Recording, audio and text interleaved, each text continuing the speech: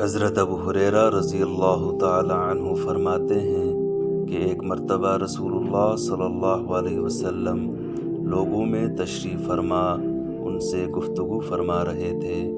اتنے میں ایک دیہاتی آپ کے پاس آیا اور پوچھنے لگا کہ قیامت کب آئے گی؟ آپ صلی اللہ علیہ وسلم اپنی گفتگو میں مصروف رہے۔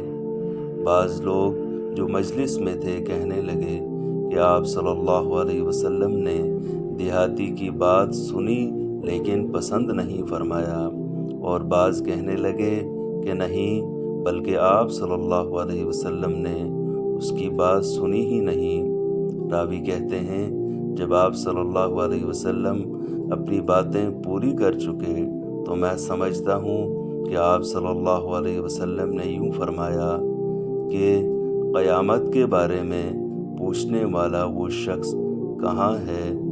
اس نے کہا یا رسول اللہ میں یہاں موجود ہوں۔ آپ صلی اللہ علیہ وسلم نے فرمایا جب امانت ایمانداری دنیا سے اٹھ جائے تو قیامت قائم ہونے کا انتظار کرو۔ اس نے کہا ایمانداری اٹھنے کا کیا مطلب ہے؟ آپ صلی اللہ علیہ وسلم نے فرمایا جب حکومت کے کاروبار نالائق لوگوں کو سونپ دیا جائیں تو قیامت کا انتظار کرو۔ صحیح